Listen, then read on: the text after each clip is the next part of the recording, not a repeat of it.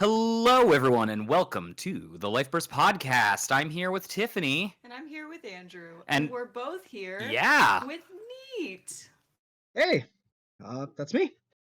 guys, Great. if you don't remember Neet or you haven't been introduced to him yet, he is he's like the judge. He's the like U.S. judge of Wecross. He's not like the judge. He is the judge. Excuse me, I am technically the head judge. I will ask that you use my proper title. I will Head judge. from now on say head judge Neet every time I talk Your about Honor. you. Your Honor. Yeah, Your Honor. Um, anyways, so Neet is a really cool guy. And we did a podcast before where we did common mistakes part 1, like the common mistakes that you're making on Wecross. Mhm. And we made some mistakes in that one as well. And Neat was cool enough to just be like, hey, you guys might have want to do a correction on this type of Which thing. we're more than happy to be corrected. Sometimes the rules can be confusing. Right. We also don't want to be spreading misinformation, so anytime we get corrections, we're more than happy to shout those out. Right, and so we thought we would instead of making a fool of ourselves Again. on live air, we thought we'd just have Neat here and just go, hey, as a judge, what are the common things that you see often and that maybe people should be paying more attention to? Maybe even some things that are lesser known rules that people might be able to go like, oh, this is an advantageous position for me if I do this. Like, for example, at my last round of the ceremony, I put out Hera, not realizing that Hera is still going to trigger Exia's ability. And I'm sure Exia is just a complete nightmare for you, right? Neat. Oh boy, she was a nightmare of back when I played in the JP format. She was a nightmare to rule. She was a nightmare to fight against. She was a nightmare to pull. I have a single copy of her in 7 boxes of Vertex Diva Japan. Ooh, ooh. It just was not. I don't open up Exia's either. Tiffany opens them up every time. I opened. How many have I opened? 2 so far. Yeah. Well, lucky. But yeah. So, anyways, we thought we'd just get right into it. But before we do, Neat. How was your Wecross week? Has anything fun happen? What have you been up to? Let's see. Yesterday, I mean, I know a lot of your audience doesn't necessarily do All Stars. So I play a lot of the Japanese format, the Eternal format. And yesterday we actually had a pretty big 10 people international Wecross tournament. Oh, nice. For All Star? Online on Discord, yeah. Mm. I wasn't able to attend, sadly. I was just out there in the sidelines, shit posting on Discord. But that happened. It's technically an official Takara event because it's part of the community project that they're doing. So that was that. I wasn't able to play, but I guess that is the highlight of my week as far as things go. Nice. Nice. Hey, That's a good one. so we don't play a lot of All Star, and just to make sure if our listeners want to jump into it at all, right? There's a Discord that they can join. For All Stars? Yeah, so Takara has this kind of like community initiative thing where you can, you publish a Discord server and it's like an official thing. There's some slight price support in terms of points that you can trade for promo cards. Oh, very cool. Oh, I didn't is that know like the selector point system? Yeah, the selector point system. You can get them Sweet. via like locals, or you can just go to a bunch of communities. We actually had some Japanese player join us and play in our quote unquote English speaking community so they could farm us for points because they think we suck. That's awesome. That's cool. Why don't you shoot me a link to that, an invite link to that Discord, and I'll put it in this video for anyone who's interested in All Star. Yeah, for sure. And also, what's your favorite All Star deck? Like, what's your favorite All Star? I guess I was gonna say center Elrig, but it is just They're a all center center Elrig, Elrigs. right? You'd be surprised. Do you know what? I'm gonna take the opportunity, and instead of actually saying my favorite deck, I'm gonna say my favorite Lurig is Hanayo. I think this isn't much of a secret for those who know me. And my favorite deck isn't this one, but this is the deck I'll mention. Team Hanayo actually plays 3 Lurig spread in All Star. Ooh. Oh, is that so that way you can get that one weird piece that gives coins? That is one of the reasons you do it, but not the actual reason. The actual reason is Japanese format has a piece very similar to Go to the Top that burns Enter. Hmm. And one of the cards in Hanayu is it's really crazy. You play a bunch of cards and you end up with a field that has two 30k triple crush assassins. That's even higher Yes, than we'd be triple. able to pump up our Signies. Yes, it is 30k triple crush assassin with a second card off on the side that may or may not have double crush. Uh, you you play that. I mean, you can even give that second card Lancer. It's crazy. You end up with that kind of board, and you have to play a team for it, just because pieces. There's some pieces that are very very strong. Mm-hmm. Enough that if you're playing a very fast deck, you just say, I'll give up all my kinds of defenses. I'll play 1 assist to 0, 1 assist to 2, and I'll just play these powerful pieces. That's really And this cool. Hanayo deck, this Hanayo deck just stays at level 2. It murderizes your life cloth, and the next turn it wins in the main phase.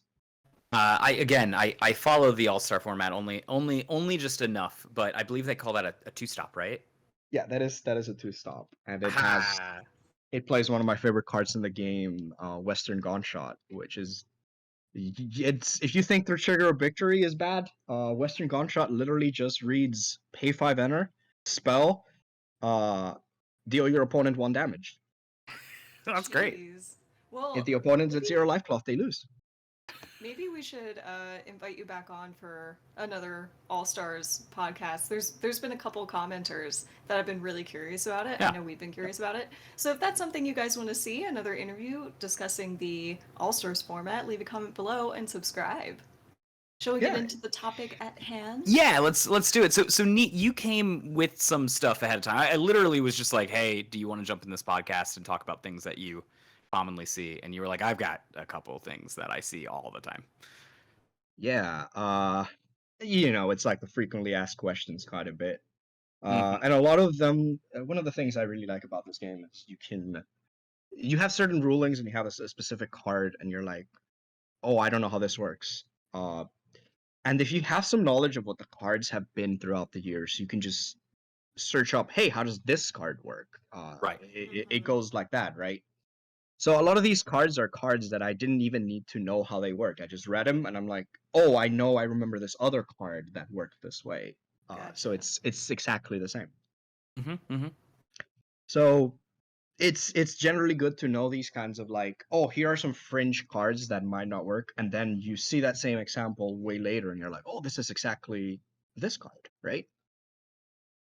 Yeah, totally, 100%. I think we're just starting to get to that point where in the Diva format specifically, or anyone who started on Diva, be like, well, there is this other card that also works like this, so I believe this is the case. Mhm. Yeah, it's pretty great when I get like a question and it's like somebody says, hey, how does this new card work? And somebody else would go like, well, it works exactly like this old card. It brings great joy. All right, so I guess the first one is the modal effects thing, which I think has existed since the beginning of Wixoss for at least the Diva format, but it hasn't really been popular until Death Deck, right? Yeah, so modal effects, just to give you a definition for those that wouldn't know the term, right? Are effects where you are prompted, here are a list of effects, and you may choose a number of them and resolve them. And modal effects work a little bit weirdly in Wecross compared to some other card games people might be familiar with, where modal effects are technically not printed on the card until you choose them.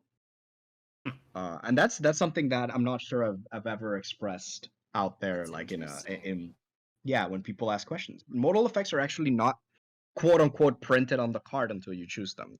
You choose them, and they sort of like paste their text into the card. That's an Uh, interesting way to think about it. So it's like once you declare it, yeah, it's done. yeah. And the funny thing is, you declare which ones you're using, then you resolve them in order, and that's something that people aren't immediately familiar with. If you have the first effect and the second effect and the third effect and the fourth effect, I've seen some people say, I want to do the fourth effect and then depending on how that goes, I want to do a second effect, something like that.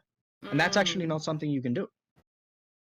So let me get this straight. If I were to use Death Deck as an example, the first thing I do when I'm playing this is technically I pay for the piece, right?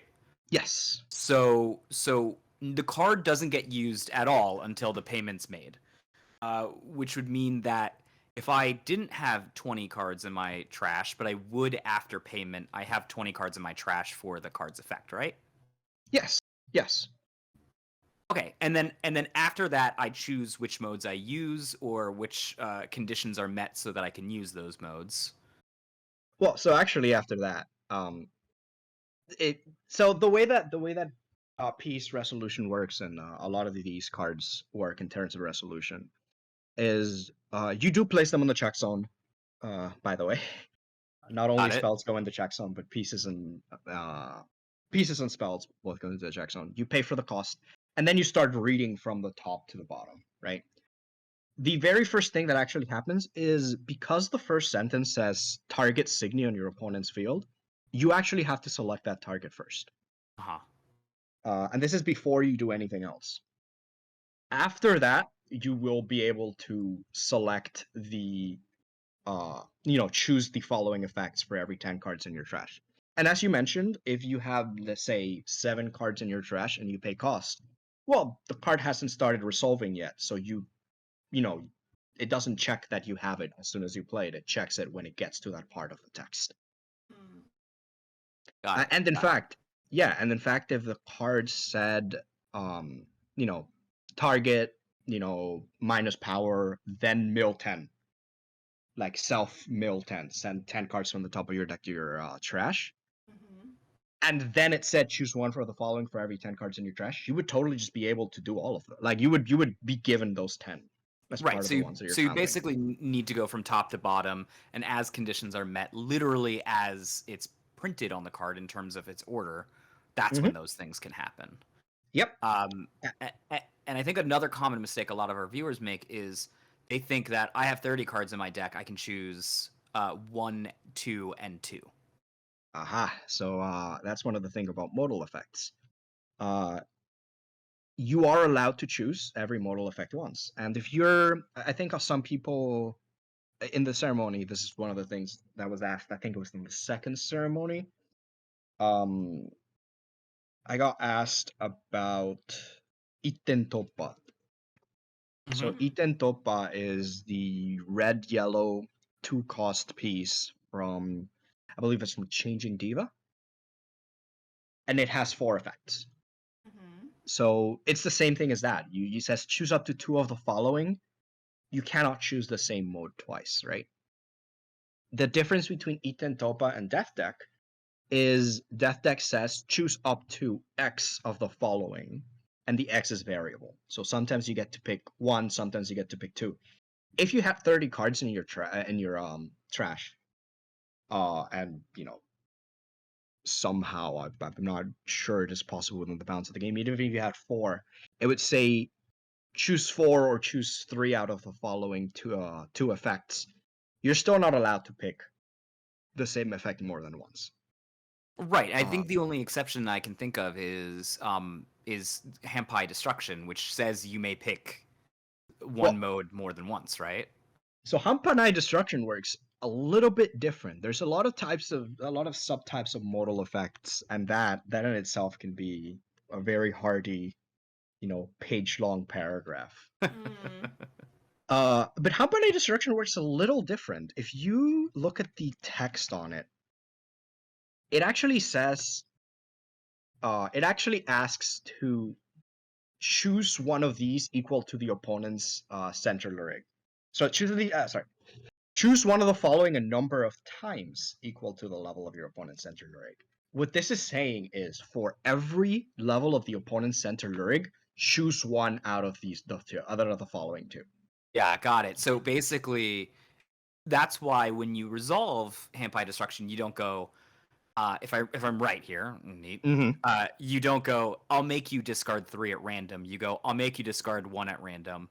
The person discards 1 at random. Then you say, I'll make you discard 1 at random. The person discards 1 at random. And then you go, I'll make you discard another 1 at random. Yep. So what that does is it kind of prints one of the two texts and it tells you repeat this action 3 times.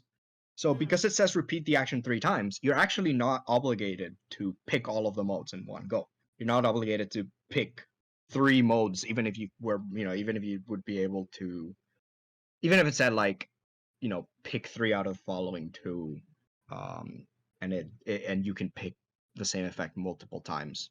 Mm-hmm. You wouldn't be, in that case, rather, you would need to say, I'll draw 2, you discard 1. And then you always draw first and the opponent discard last. But because it says, do this a number of times equal to the level, then you just get to pick whatever you want. Yeah, You I've used that to my advantage, being like, all right, my opponent has 3 cards in their trash or enter, and they've got 1 in their hand probably. I'll make you discard a card at random. They discard a card, and I go, all right, that's the only one I wanted to hit. I'll draw 2. Yeah, exactly. It is very much a thing you can fish for, and that's perfectly fine. And Death Deck, Death Deck isn't like that. It doesn't say for every, repeat this a number of times equal to, the number of cards in your trash divided by 10. I'm not sure exactly how they would word this in English. But it doesn't say that. It doesn't say, repeat the choosing. It says choose X. And if you can only choose 2 because there's only 2 effects, then yeah, you technically have a third choice, but there is nothing to choose with it, so you cannot do it. Got it. Well, speaking of multiple things happening at the same time, on your list that you sent us, you also said you were on to talk about multiple triggers on non-once-a-turn auto abilities. So auto abilities, and this again is one of the things that may differ from other card games. Auto abilities do not have a trigger timing. They do not have a timing when they would trigger. Mm-hmm. They just do. So whenever an action would happen, where something would trigger, even if it's in the middle of an effect, even if it's in the middle of, like any amount of effects happen, there's no such thing as missing a timing for a trigger. There's no such thing as, not being able to trigger. As long as a trigger effect happens on an auto ability, it will go into the bucket. So once that happens, it's just there. This is both a good thing and a bad thing. You cannot choose not to trigger things, and sometimes you have a once per turn auto that triggers at the worst possible timing, and you lose the once per turn. Huh. So, yeah, so if you have a, once per turn when the opponent's Signy attacks, disable that attack. But you also have the next time you would be damaged, you are not, then you cannot choose to put that to say like, oh, the opponent attacks with a normal card and then with a double crusher. You can't say, well, I'm not going to activate my once per turn on the normal attack. I'm just not going to get damaged I'm just going to do that one, and then the double crusher gets the next time I won't get damaged, if that made any sense. Yeah, no, totally. Yeah. So I didn't actually realize that when auto abilities happen, they just happen and there's no resolve timing for them. They just happen in the middle of stuff. So that's like eye-opening for me. But so similar vein question then. If an auto ability were to trigger and the auto ability maybe has a may in the name, if you choose not to, that auto once a turn is gone now, right? Like you still can't trigger it again and be like, well, I didn't do it last time, so I'm doing it this time. Yep. So any trigger that you decide not to do, any trigger you decide not to pay, the may is already in the effect. It's printed in the effect, so you're already resolving it. Got it. That makes sense. Anything that there is an exception for autos that have a condition. So things don't trigger if they don't meet their stapled condition in the timing printed in the text. So when something says, during the main phase, when a Signy is vanished, and then you vanish something, I don't know, as part of the grow phase, which some lyrics can do, then it doesn't trigger because it wasn't in the main phase, right? And at the same time, if something says when timing, if you have 2 cards in hand, if that timing happens and you don't have 2 cards in hand, but then that timing happens again if you have 2 cards in hand, it can still trigger, even if it's a once per turn. isn't it true though that when it comes to triggers resolving, doesn't it resolve on the active player's board first the before the defensive player's board? Correct. So autos trigger, and they go into what a lot of us like to call the bucket. You cannot pull it out of your bucket until it is your opening to pull things out of your bucket. And when you are the turn player, your opening is whenever there are things in your bucket, and when you are a non-turn player, your opening is whenever there are things in your bucket, but there aren't in the opponent's. So that much is true. However, triggers they just go into the bucket irrespective of timing. So the opponent gets a trigger, you get a trigger, they both go into the bucket at the same time. It's just a matter of pulling them out and resolving them at the moment. Gotcha. Okay. Okay, so question, right? The new Tamago Yep. has a it's unlimited, right? Where if it sees the opponent discard a card, auto, it freezes something. Yep. And that goes back to the auto, the part where I said triggers will trigger even mid effect, and they're not waiting on to be triggered. They just trigger. Mm-hmm. Right?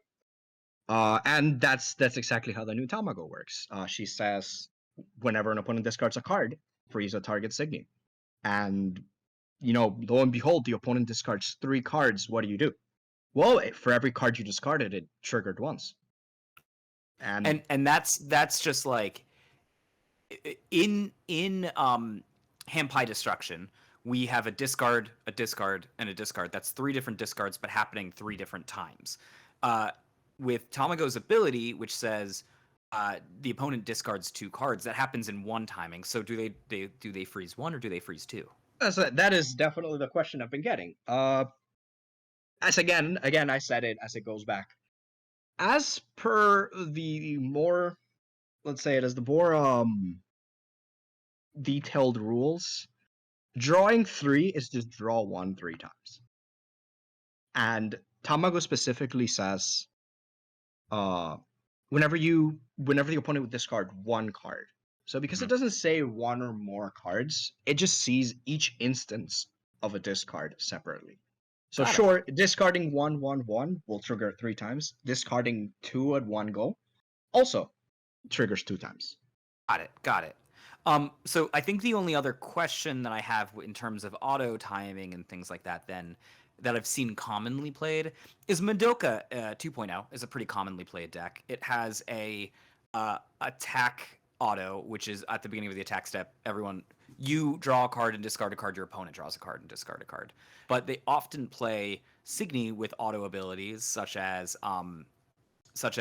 Firefly Squid, which when it sees yourself discard a card, makes your opponent discard a card at random, and also Notre Dame, which when it sees the opponent discard a card during any main phase, when it sees the opponent draw a card during any main phase, it makes them discard a card once a turn as well. So when do those happen? Do you finish resolving the Madoka, draw a card, discard a card, and then Notre Dame triggers, or do you draw a card and then you say, hey, mid-draw, before you finish your Madoka trigger, this triggers and you have to discard a card? Well, so just a little correction. Notre Dame also procs in the attack phase. I think you only mentioned that she procs in the main phase. Yeah, I should have mentioned that it was attack phase too. Yes. Yeah, sorry. So, Madoka. So one of the unviable,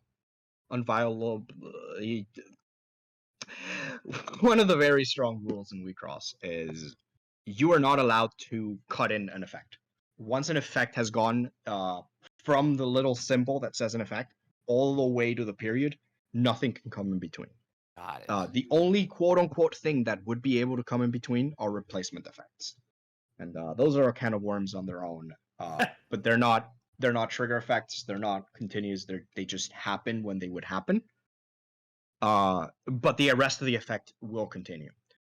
So what that means is each player will draw a card and then discard a card. And even though both Notre Dame and Firefly Squid would trigger at that point, and they will trigger mid-effect, they cannot resolve yet.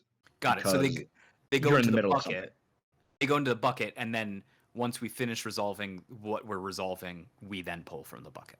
Yeah, and you pull them out in any order you like, as usual. You just go for it, right? Cool.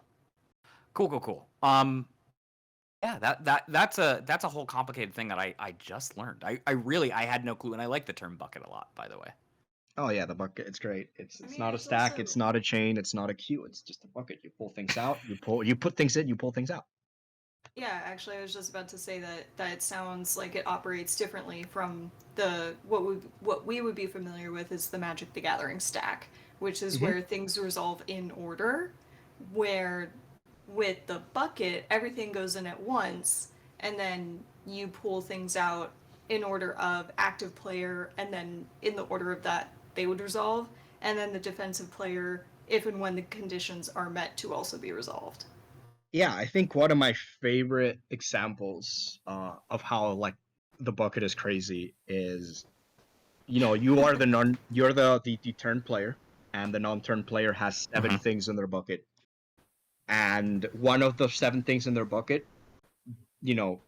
triggers one of your own abilities, and now the turn player goes like, oh, you have a thing in your bucket, your go, and you as the turn player get to resolve your thing before the non-turn player gets to keep doing their own. And it's a little Oh. it's a little counterintuitive. You'd think, well, all these things happen in this timing, all these things happen in this other timing, in the same timing, we're gonna do all of them, and then we're gonna resolve all the triggers that happen as a result.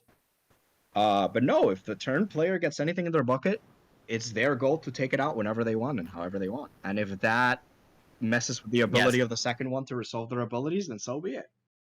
So the active so player. interesting. So the active players basically got the VIP fast pass at Disney World.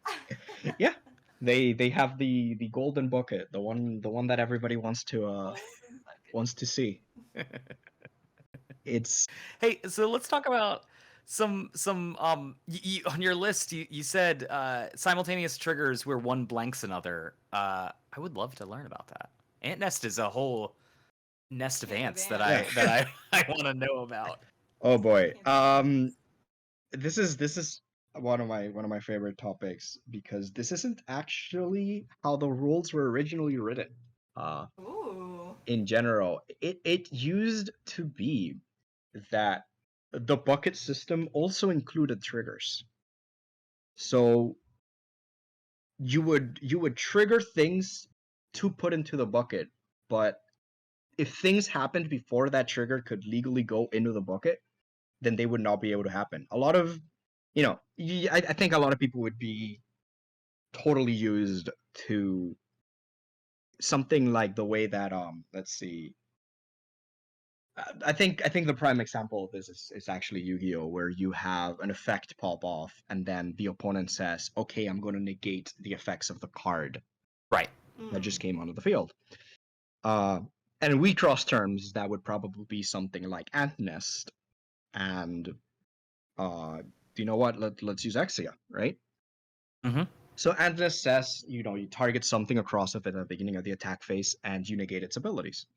And you'd think, well, Atlas negates abilities, and it would completely resolve and finish resolving before Exia would get to resolve. So you think, well, Atlas negates the Exia, there's blanks her abilities, and then Exia would attempt to resolve, but there's no text on the card because the ability has been negated, right? That's not how it works. Right. In fact, that is actually not how it works. Any effect that has been triggered will resolve. And Gotcha. it used to be a strat, and I'll go back to the Japanese format for a whole sentence or two here, but it used to be a strat that cards would come into play and be negated immediately, and because they came into play and the negating card, the blanking card was the turn players, then they wouldn't get to do their effects. There's a specific card, in fact, that reads, when an opponent's Signy comes into play by an effect, it loses all of its abilities. and that used to be like the big counter against black decks. Because unlike in Diva, where black's main defense is just minusing power and pretty much that's it. In older formats, it used to be that black would just summon things to the field as a defense. So it used to be a lot more reasonable almost, where you say, oh well, and Nest is in front of Exia and she negated it, so Exia doesn't work. And now that's not how it happens. Yeah, I'm like every time I look at Nova and think, oh, I wish I could bring Nova back to being super viable. I look at Ant Nest, I'm like, maybe. And like if it worked the way that you were saying here, I 100% be running for Ant Nest in almost every defensive white deck that I've got. Mm-hmm. Yeah. Sadly, it has an attack phase timing, beginning of attack phase timing, so anything on the opponent's side that has an attack phase timing will go off. I mean, it's a little bit better than some other things. And I'll take the time to mention one of the things that this rule implies as well is anything that has triggered will happen. That it doesn't mean it doesn't matter how that Signy's ability to resolve its effect would be affected. The ability has to resolve, right? Mm-hmm. So, in a hypothetical scenario where the opponent has a card that says, you know, on timing, vanish this card, and if you do, vanish a target Signy, right? And the opponent, this is like going second or whatever. Timing happens, and that Signy leaves the field, which would leave it unable to pay its cost. The ability still needs to resolve, which means the ability needs a target, which is a very planned segue into what I wanted to talk about next. Yeah, let's do it. Segue away. Which is proper targeting via effects. Effects target. I think this is not a very crazy thing to say about effects in this game, right? Effects need to have a target, unless they target everything, in which case they don't target, but Right. different things. But effects have to target, and they say, in English specifically, cards will say something like, when timing, if condition, do something to target. Mm-hmm. Lancelot is on enter, vanish target Signy with 5,000 power or less. Or Hera is... Well, the enter itself has the cost, so it's technically not on enter, pay 1. But yes, it is enter, pay 1, vanish target Signy with 5k or less. Gotcha. Or Hera would say, when this attacks, you may, if you have if you have all red Signy on your field, pay 1 red, vanish target Signy with 5,000 power or less. And, well, it has a timing, and it has a condition, and it has a target. And the cool thing about these things is whenever an ability that targets, triggers, or is used, a target is selected before anything else happens. Yeah, this is the one that got me in trouble. Yeah. So we touched upon this on the Death Deck example, where targeting happens for the minus 12k, then you get to decide the other 2 modes. Targeting has to happen before anything else. The sad part about this is when you have an auto that has a cost, the cost is paid on resolution. So already when you pull that out of the bucket to start resolving, you choose a target. And when you choose a target on resolution, even if you decide not to pay the cost, the target has already been, targeted.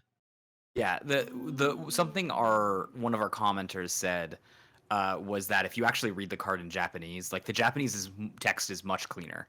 Where like it's like, yeah, this is all one thing. It's not if you do this, then target this thing. It's just cleaned up for English to that way. Yeah, I think it's just using like words and verbiage from other card games, and due to that, it's a little iffy.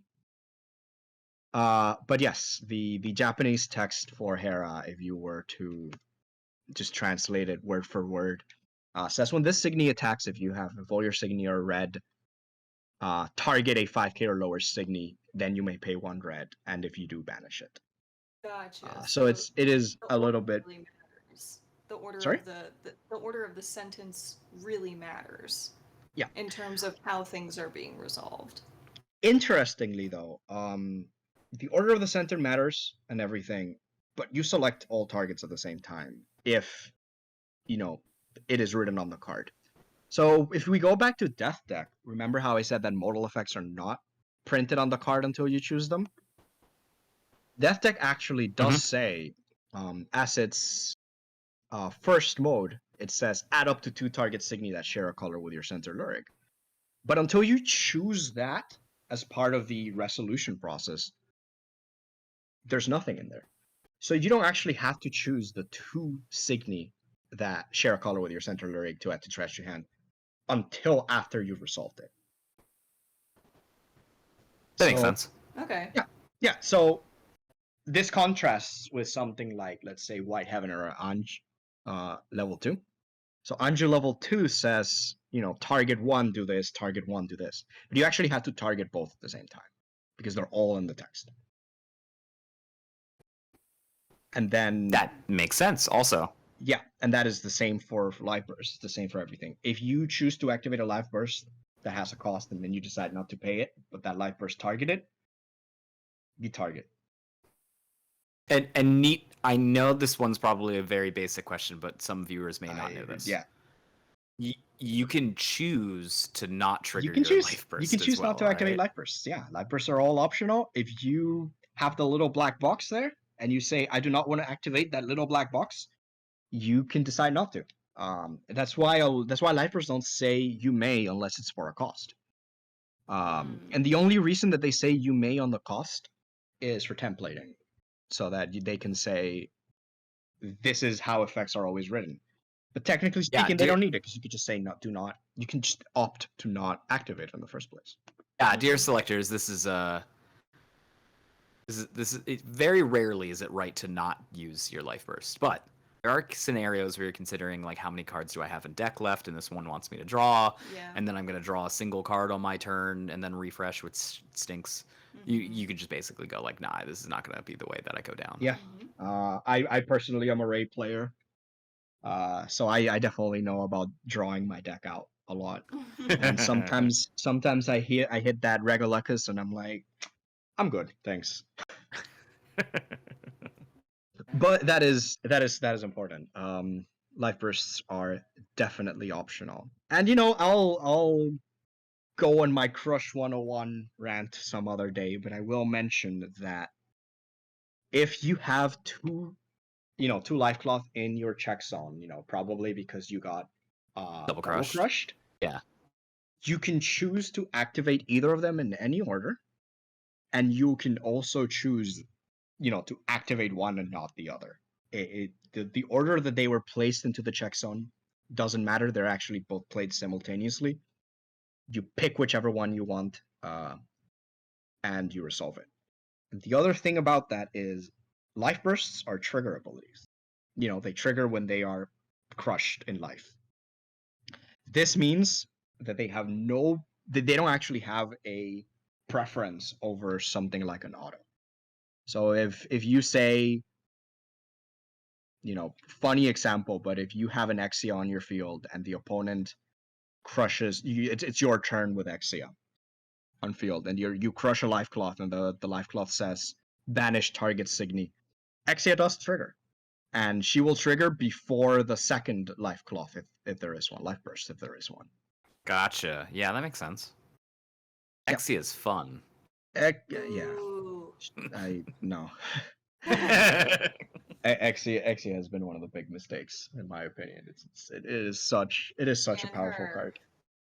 As a guy who just wants to find ways to make Nova good, I like that Exia exists, but it's also still not enough to make. See, Tiffany, if it makes you feel any better, Exia is still a powerful card that has a lot of she has a lot of like, yeah, I could play Exia, but this card just does more. Gotcha.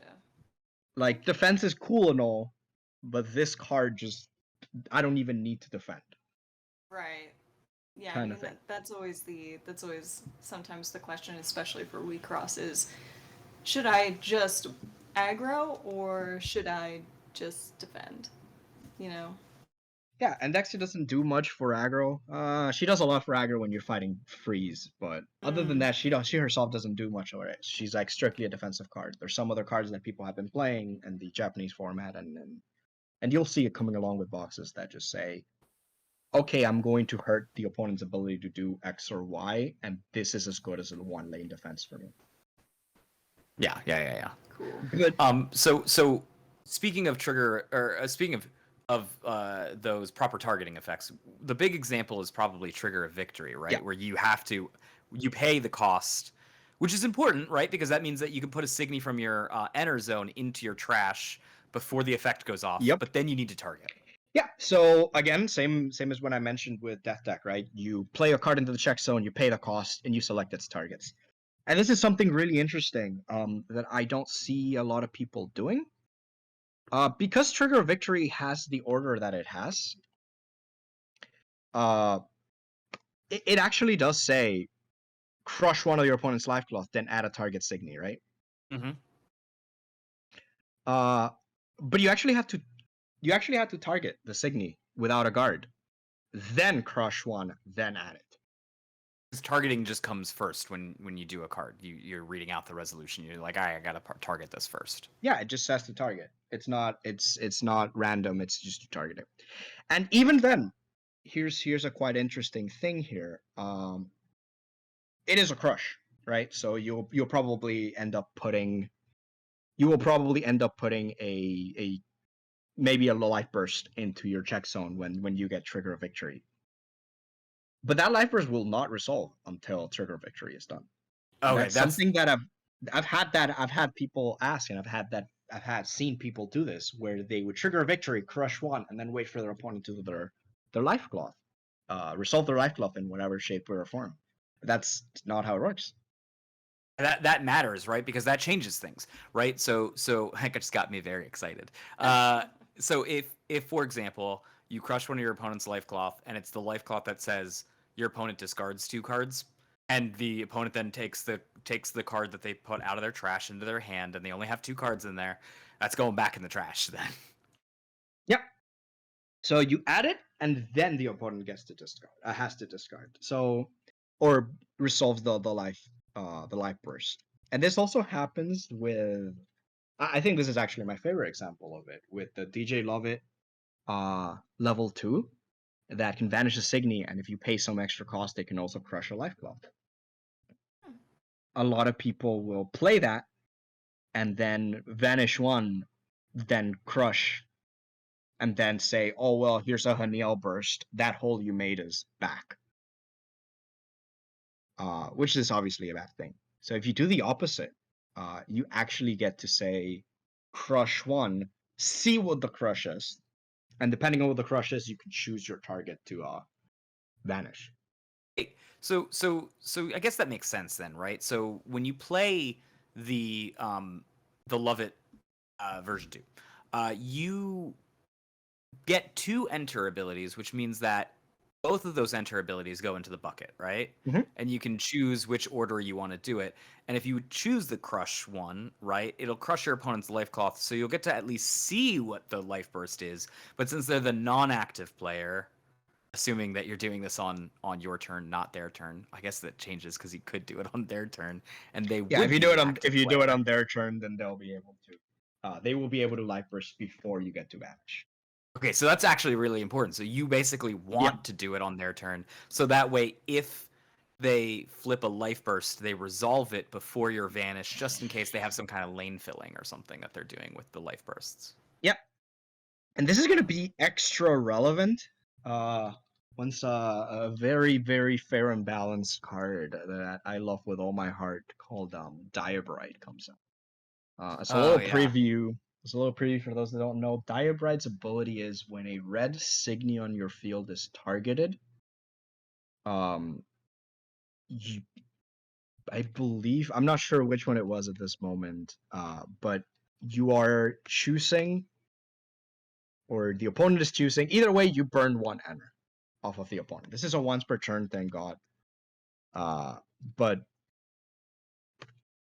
yeah, there we go. So whenever one of your red Signy is targeted, your opponent chooses a card from their own enter zone and trashes it. So it burns 1 wherever this happens. And one of the things that will happen is you'll have exactly enough enter to pay for Love It and pay for her Crush. And you decide to vanish first, and you vanish a red Signy while Diabrite is on the field. Because if you're doing this defensively, the opponent gets to say, "Ha, my Diabrite triggers. I burn 1 enter. You no longer can resolve the Crush because you don't have enough to pay for it." Bucket timing. Bucket time. Yeah. So you have to be very careful when you're dealing with multiple effects that come out at the same time, and maybe some of them have costs. You have to say, well, does the opponent have a possible trigger effect that can come in between this, or am I good, right? Yeah. Neat. I think you've, I asked, I guess, if you could come on and show us some fish, and I think you just taught me how to fish instead, because it is. I'm going to leave this with a way better fundamental understanding of how the bucket works, how resolution timing works, and how just triggers in general work. And I'm just going to be less confused on future cards that I read because I have a better fundamental understanding of it. So anybody that comes up against Andrew, be very careful. No, I'm still going to get blown out of the water when I find out that Hera targets immediately, and I just should never put anything with the word target out against X just to be Exia to be safe. Yeah. Oh boy, it is a thing. For also, I think this one bears mentioning. For those of you that play Akino, and for those of us that play Ray, if the conditions are met for Akino, for the Vertex Akino, she targets. So she doesn't have a condition. Exia into Akino means you can only ever attack with 2 things. There's no way around it. It's one of the things that people were really sad when she got revealed in the Japanese format. They got revealed at the same time, and they were like, "Hey, but doesn't this mean that Akino can only ever attack twice versus Exia?" And yeah. Ooh, And that's the same rough. case. That's the same case for Ray. If you've drawn the amount of cards, even if you decide not to pay, and the opponent has a level 2 or lower Signy, yeah, that's it. It'll target it. It won't send it to the bottom of the deck, but it will trigger Exia. Yeah. So speaking of that, right? The board state that I had on my last turn my last game, and it was the last turn of the ceremony, was just complicated because I had a Hera on board and 3 red Signies, so I could have turned my Hera was going to be turned on no matter what, right? And then my opponent had out a level 3 and a level 3 and a Zhao Yun, which has Shadow Signy level 2 or less. So it ended up being a weird scenario where I had no legal targets for my Hera's ability. Yeah, that was a really fun one. I definitely remember that, and that's also like the super cool counterplay of, if you don't have a legal target, you can't target, and if you can't target, you're not targeting, which means Exia is doing nothing. Yeah, which was crazy. But also on that thing, if I don't meet the conditions, then I don't target as well, right? So Correct. if I had a black Signy on the field, I can turn my Hera off and be like, no, it's got no ability that triggers here, so we're good. Yeah. And another thing you can do here, I'm sure some people have noticed and some people have asked. I think I actually got this one in a DM before the ceremony of somebody being like, "Aha, I'm gonna use this as my secret tech," kind of thing. Yeah. But if a Signy has already attacked, it's already attacked, right? Exia says cannot declare an attack, or cannot attack rather, but they're already attacking, so you're not breaking the rules if your Hera attacks and vanishes the thing in front of it as the last attack. Exia will say, well, the Signy on Hera's Signy zone can't attack, but Hera's already attacking, so who cares? Yeah. I actually have a basic question on that. This came up in one of my matches in the ceremony, and I just was wondering if you could clarify for any selectors out there that might be new for the game. Could you explain how when this Signy attacks, pay cost X, vanish target Signy resolves? would the Signy that is paying the cost to remove a Signy in front of it still be able to attack through to the life cloth? Yeah, so I think that's one of that is one of the what is it, the ABCs of Wixoss here, of on attack banishing, on attack removal being generally very strong, precisely because of that. The first thing that happens when you attack, when you you declare an attack with a Signy, is you rest it, right? So you down it, you tap it, I don't know any more terms. You set it, you rotate it 90 degrees, and when you do that, you've declared an attack with it, and on attack triggers happen. So any on attack triggers, any trigger that says when a Signy attacks, any of those happen. After those resolve, that's when the Signy checks, hey, do I have something in front of me? And one of two things happen. Either, well, one of three things happen, I guess. Either there was nothing in front of it to begin with, so it hits, or it had something in front of it, and it was removed from the field after the attack. Then, it's only checking now, so it's an empty field, I'll just go in and attack. Or it still has something in there, and then they do battle. And as you all probably know, you compare powers. If they tie, the attacker wins. If they don't, if the attacker's lower, nothing happens. If the attacker's higher, the Signy gets vanished. And then whatever happens to those triggers happens to those triggers. Like, maybe the opponent has a when you would take damage, you don't. Maybe the opponent maybe your Signy has Lancer and it just vanished by battle, so it crushes one. A lot of things can happen from that. So yeah, Hera's a great card. It's legitimately one of my favorite cards in red. Any chance that I get to play her over Lancelot, I play her over Lancelot. Yeah, I agreed. Justice for Hera. I like Hera a lot in X specifically too. Also because it kind of energized the opponent, which is kind of going along with X's plan of enter burning, and it also it's specifically for that reasoning against Exia. That's the reason I run Hera over, say, Lancelot. Yeah, and that's not a thing only Hera can do. Osage Tsune, which is, in my opinion, just straight up the best green Signy, is also, I believe, on attack. Yes, it is, and you're right. It is the best green Signy, and I wish there was more, but for now, it's the best green Signy still. Yeah, it's a little sad. I've always said that green is the 5th best color, so. It is the 5th best color. It's true. Well, hold on. Colorless is. I know colorless isn't a color. Colorless isn't a color. Guards are pretty good. Guards are pretty nice, but so, if we put that in there, maybe it's the 6th best of our color non-color options. How dare you guys? I will not sit here and stand for this green hate energy.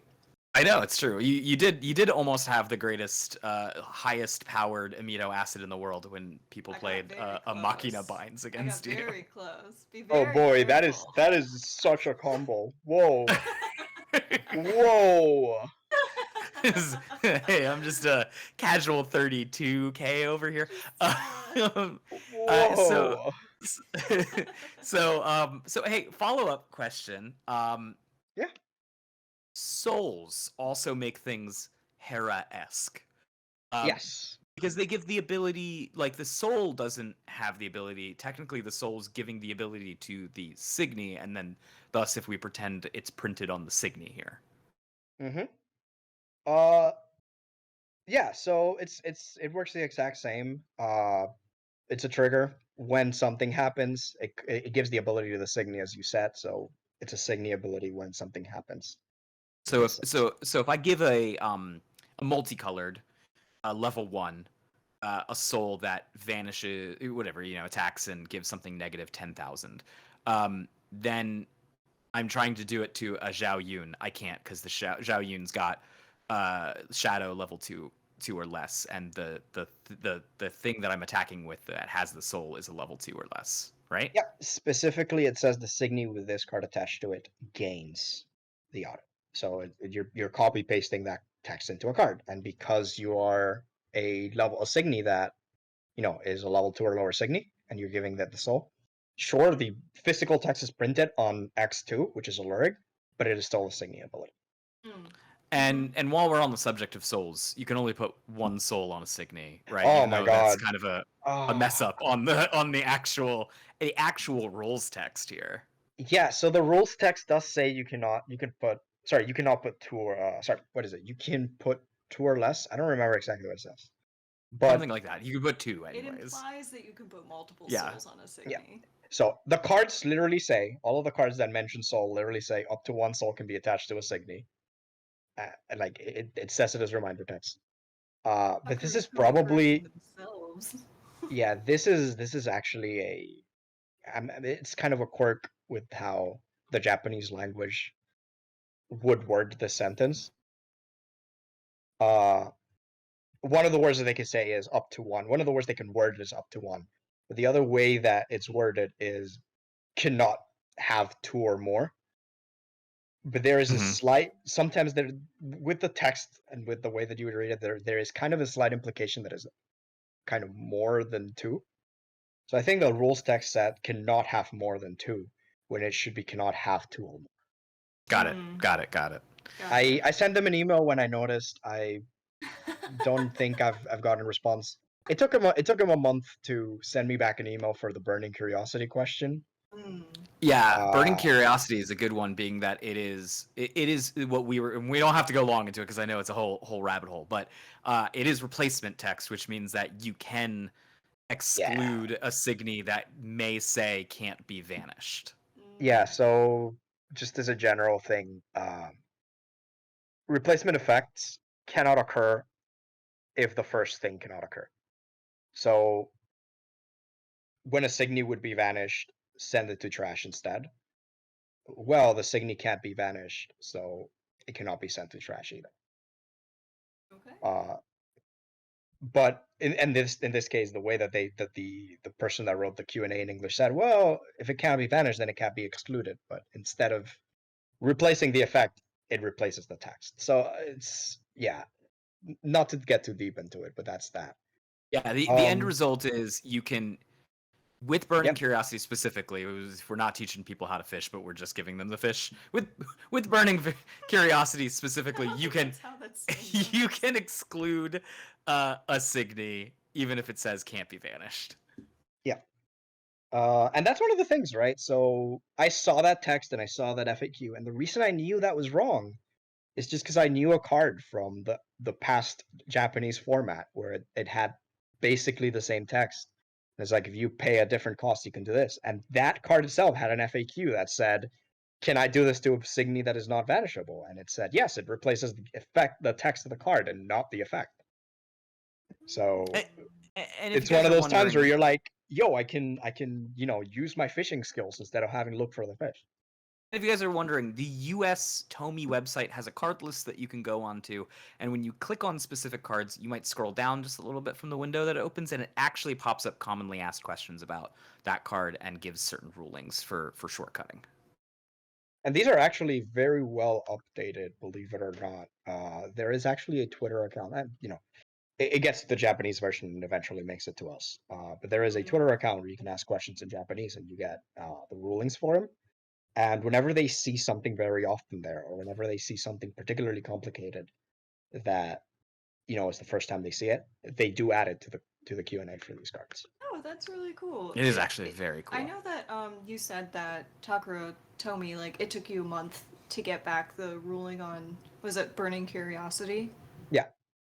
Well, that's probably because I emailed specifically, but yeah. Yeah, but it's still really nice that they still take the time to, update the rulings and give players help when they need it. And it's also really cool that you can email them questions like that. Like, not all card manufacturers or game developers are as accessible or responsive to their player base. It's true. Even Lucky Yuki got a shout out from Ott this week on the official Twitter, the official YouTube account. Yeah, I screamed when I saw that. Congrats, yeah. Lucky. If you guys don't know, Lucky Yuki made a dark version of Ott, because we talk a lot about how Ott is basically just Cthulhu. Yeah. And made like a dark version of it, and Ott's like, why am I turning Why evil. am I falling into darkness? Oh my god, it's one of my favorites. Anyways, tangent aside. Yeah, tangent Um, aside, I did want to mention a thing that came up halfway through that conversation. This is um this is gonna be a little unintuitive, perhaps. Sure. And this is one of my greatest pains as a one of the decks I play in All Stars is Mel, and her ability is very similar to Soul. But this is gonna come. This is one of the things that causes me great pain. But when you remove the abilities on a Signy that is being given abilities by an attachment, they do not get those abilities back.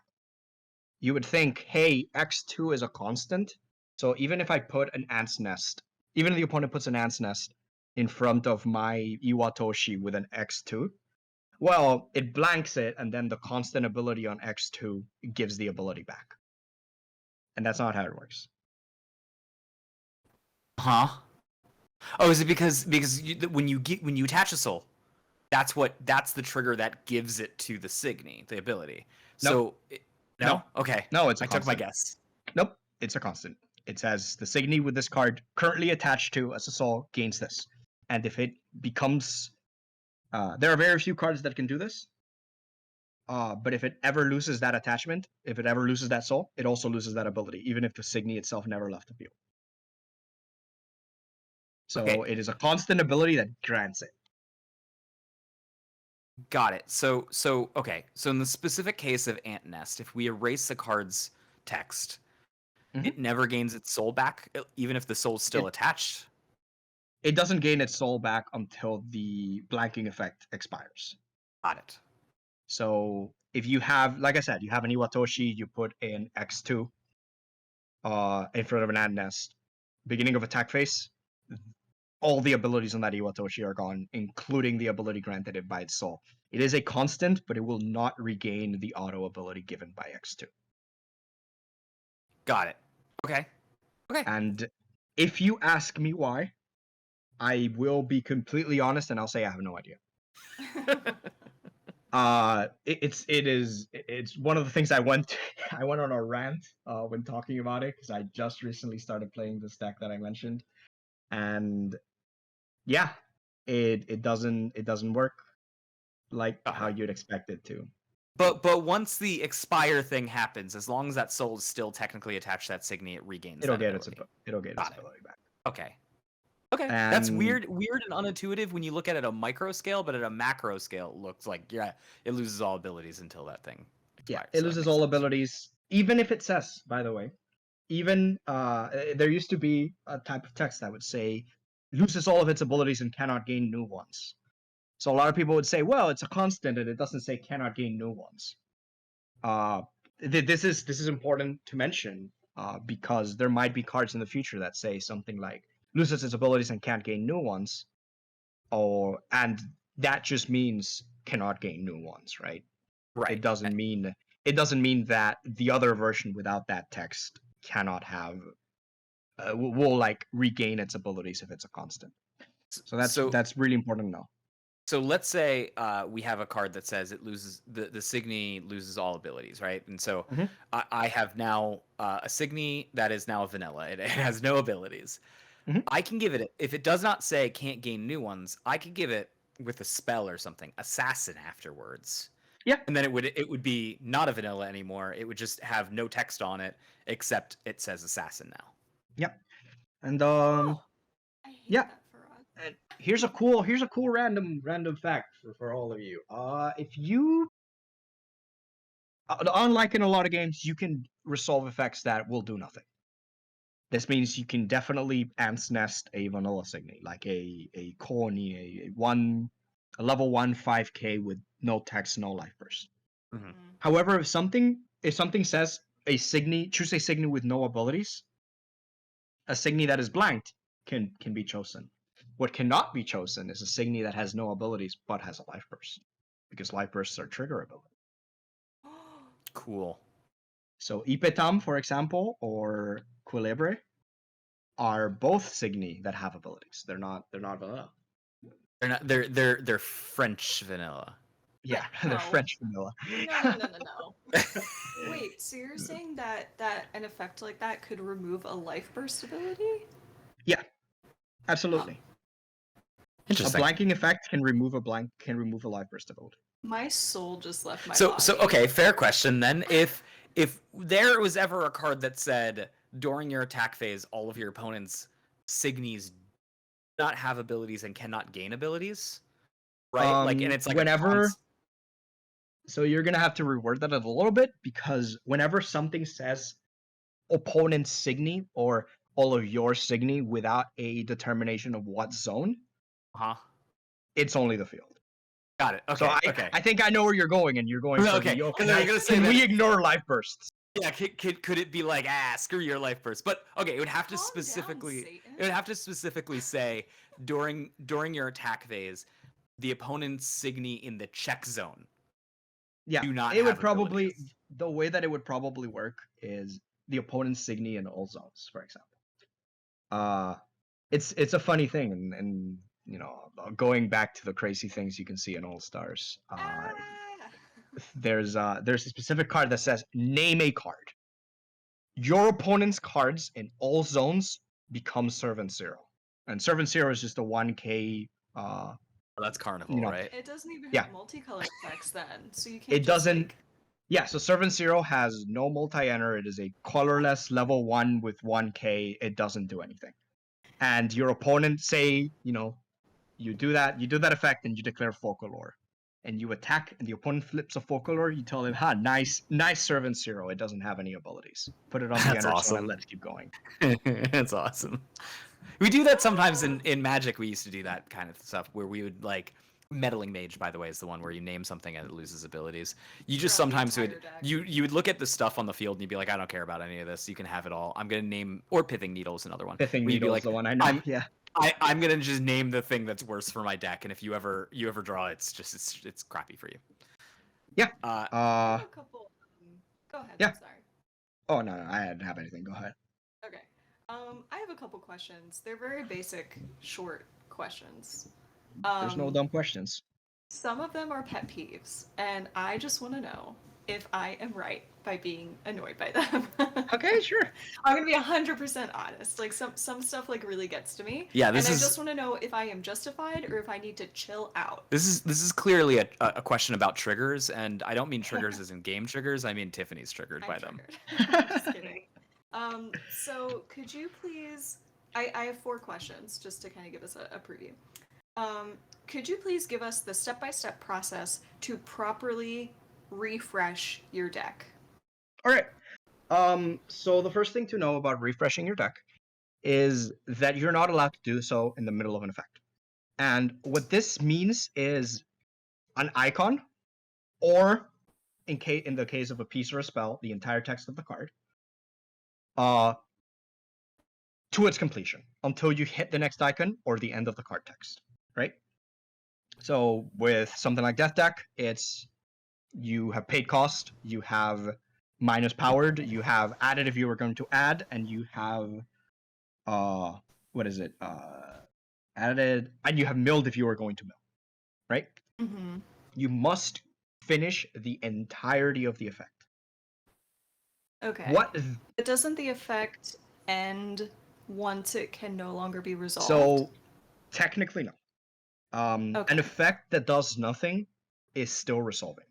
So for example, if a deck has 5 cards and you're trying to mill 10, you still mill those 5, right? You are milling 10 cards. It's just you run out and you do nothing for the 6th, 7th, 8th, 9th, and 10th.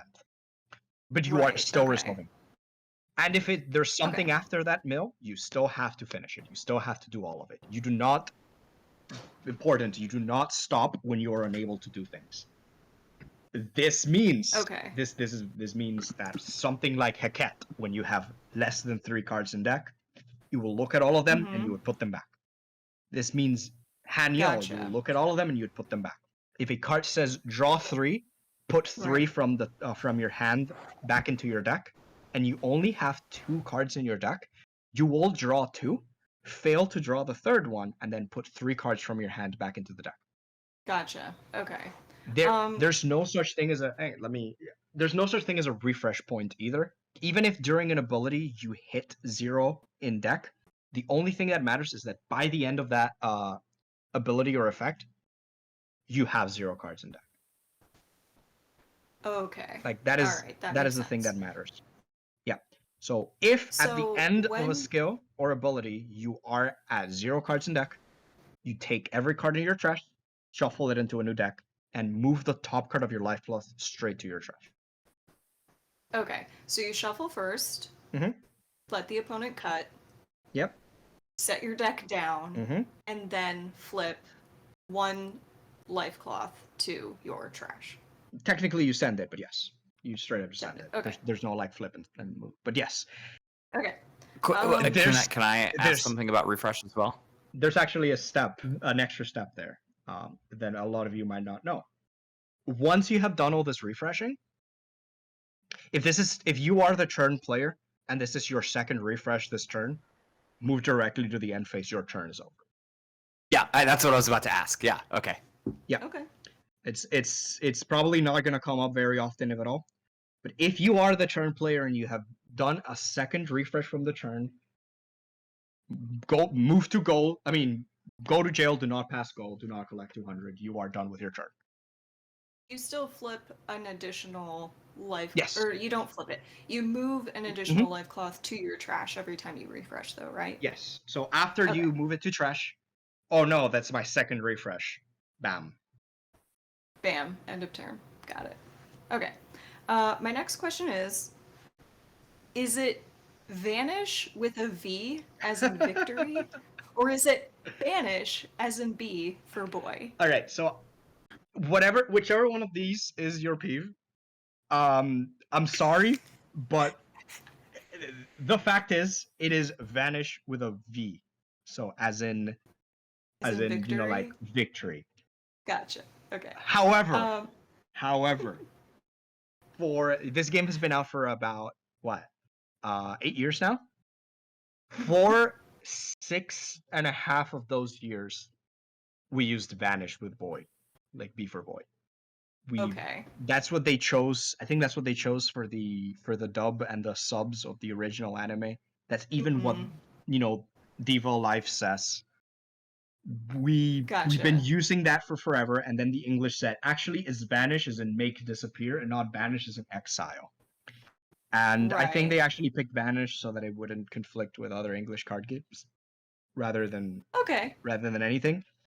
Right. But anybody we that says vanishing in Magic. yeah, if anybody says it wrong, I'm sorry, I'll stand for them. I write banish with a B for boy sometimes. It's Gotcha. a hard No, habit that to makes break. sense.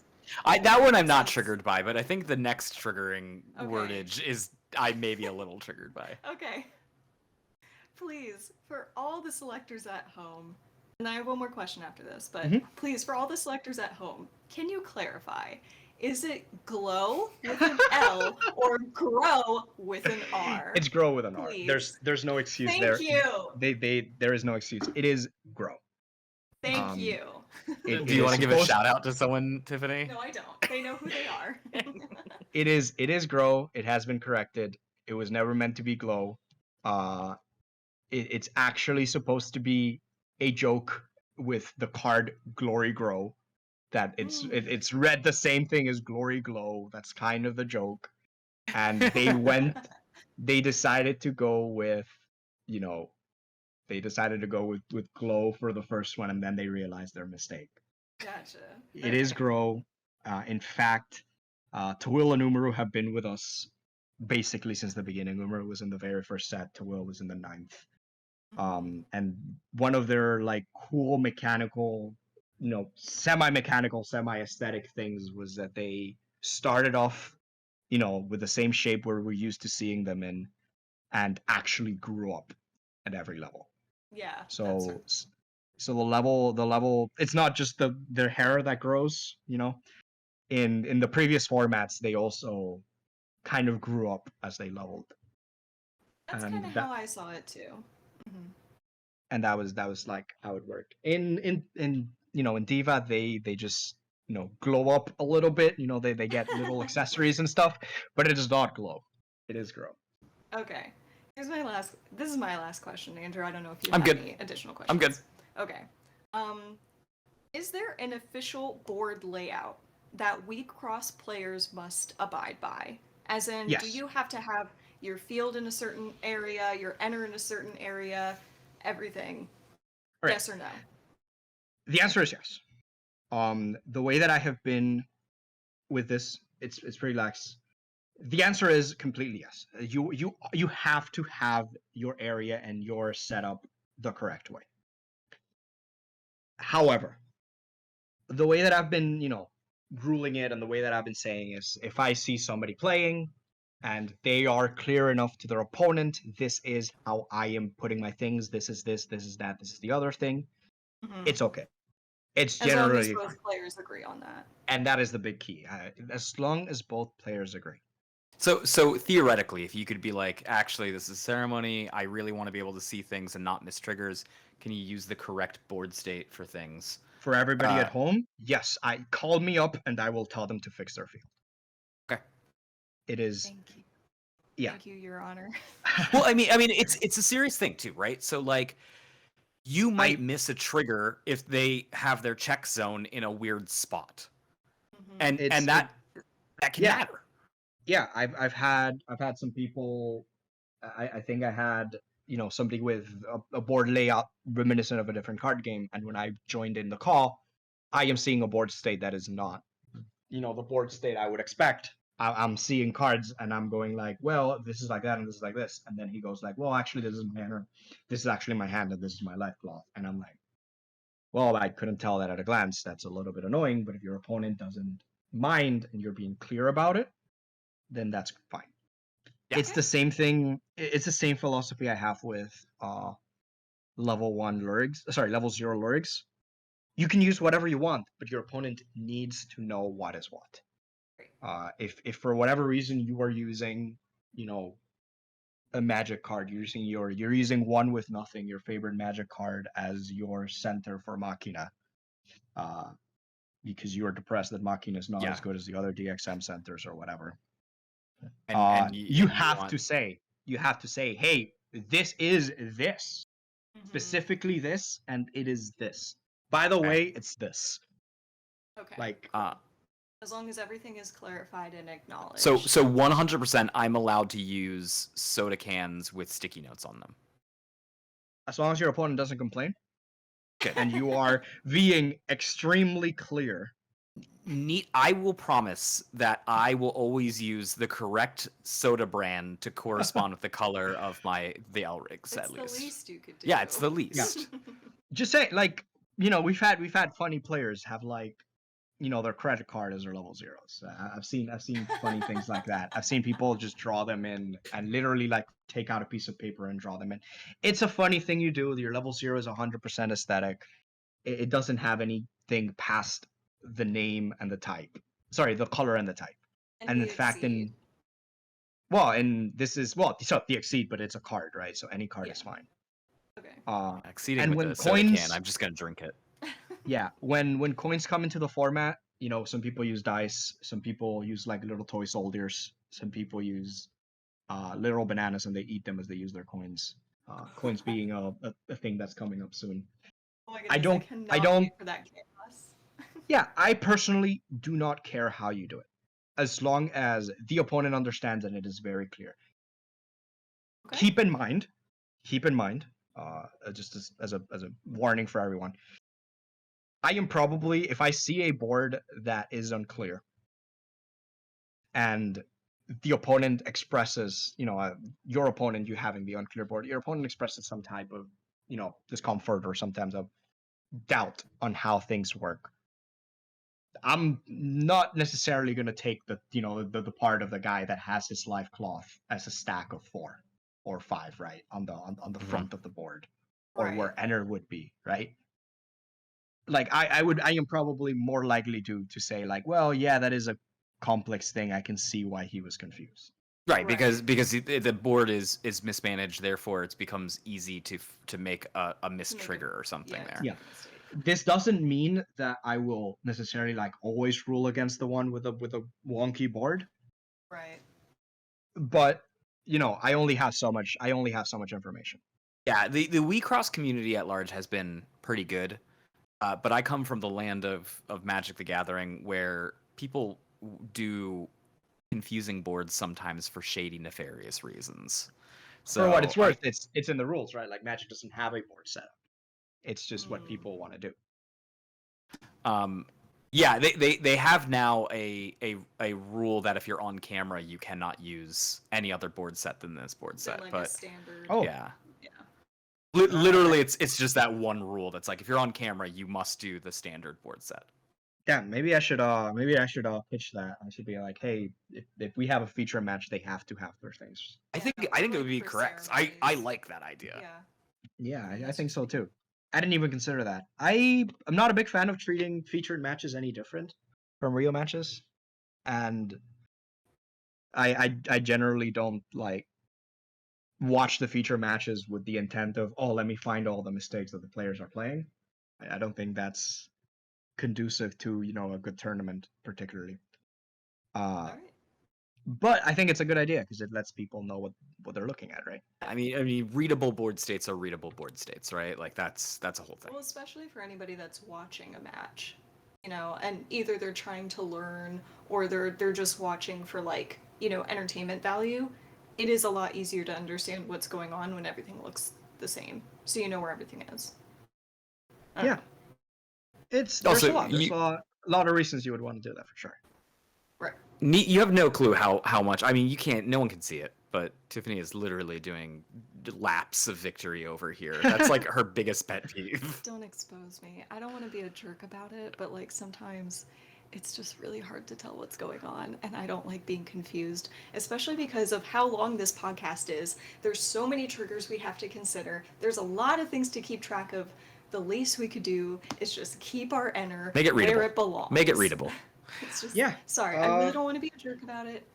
I was just No, I think it's perfectly reasonable. I think I would like if I was in a competitive format there, I would actually ask, hey, can you put things in the right place? Yeah. The board is that, and as far as the rules go, they have to adhere to the actual board that is written in the thing. There are some things that are a little bit more flexible. Like I don't put my trash and my lyric trash where they say they go. I put my lyric trash out of the board, and I put my trash right below my deck, for example. And if somebody asks me, hey, can you follow the exact word? Then yeah, that is how it should be. I think if anything, I've had people that put their lyrics in front of their signy, and that is just not, just don't.